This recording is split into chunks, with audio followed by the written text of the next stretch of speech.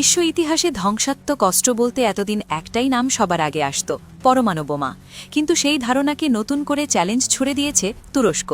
কোনো পারমাণবিক প্রযুক্তি নয়, তবুও ধ্বংস ক্ষমতায় আতঙ্ক ছড়ানো এক বোমা উন্মোচন করেছে আঙ্কারা, নাম গাজাব। আর এই অস্ত্রের আত্মপ্রকাশেই আন্তর্জাতিক নিরাপত্তা বিশ্লেষকদের কপালে নতুন করে চিন্তার ভাঁজ। ইস্তাম্বুলে শুরু হওয়া আন্তর্জাতিক সামরিক মেলায় প্রথমবারের মতো প্রকাশ্যে আনা হয় এই বোমা। তুরস্কের প্রতিরক্ষা মন্ত্রণালয়ের অধীন গবেষণা ও উন্নয়ন সংস্থা আরডিসি এই অস্ত্রটি তৈরি করেছে।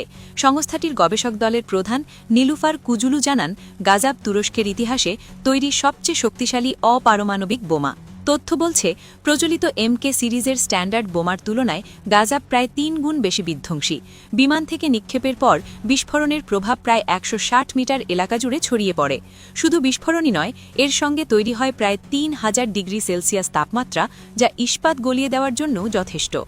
এই বোমার আরেকটি ভয়ঙ্কর দিক হল এর ফ্র্যাগমেন্টেশন ক্ষমতা। প্রতি মিটারে ক্ষতিকর ধাতব কণার ঘনত্ব স্ট্যান্ডার্ড বোমার তুলনায় ৩ গুণেরও বেশি। অর্থাৎ যেখানে গাজাব বিস্ফোরিত হবে সেখানে বেঁচে থাকার সম্ভাবনা কার্যত শূন্য। গবেষকদের ভাষায় এটি তাৎক্ষণিক ধ্বংসের পাশাপাশি দীর্ঘমেয়াদী অচলাবস্থাও তৈরি করতে সক্ষম। বর্তমানে এই বোমা বহনে সক্ষম কেবল তুরস্কের F-16 ও F-4 ফ্যান্টম যুদ্ধবিমান, তবে ভবিষ্যতে আরও আধুনিক প্ল্যাটফর্মে একে যুক্ত করার পরিকল্পনাও রয়েছে বলে ইঙ্গিত মিলছে। এই ঘোষণার পর থেকেই আন্তর্জাতিক সামরিক বিশ্লেষক মহলে আলোচনা তুঙ্গে।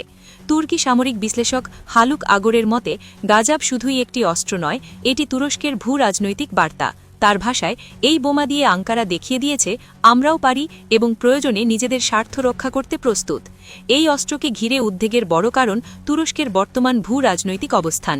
সিরিয়া, লিবিয়া ও পূর্ব ভূমধ্য সাগরে তুরস্কের সক্রিয় ভূমিকা ইতোমধ্যেই আন্তর্জাতিক রাজনীতিকে উত্তপ্ত করে রেখেছে। তার উপর গাজাবের মতো অস্ত্র যুক্ত হওয়ায় আশঙ্কা তৈরি হয়েছে, এই বোমা যদি কখনো বাস্তব সংঘাতে ব্যবহৃত হয় তাহলে তার প্রভাব হবে ভয়াবহ। বিশ্বের হাতে গোনা কয়েকটি দেশ, যুক্তরাষ্ট্র, রাশিয়া, চীন ও ইসরায়েলের পর এত শক্তিশালী অপারমাণবিক অস্ত্র তৈরির সক্ষমতার তালিকায় এখন তুরস্কের নাম উচ্চারিত হচ্ছে। কেউ কেউ একে রাশিয়ার ফাদার অফ অল বোমসের সঙ্গে তুলনা করছেন। তবে বিশ্লেষকদের মতে গাজাব আরও আধুনিক এবং বিস্তৃত ক্ষয়ক্ষতির ক্ষমতা রাখে। তুরস্ক অবশ্য এখনই এর ব্যবহার নিয়ে কোনো বার্তা দেয়নি।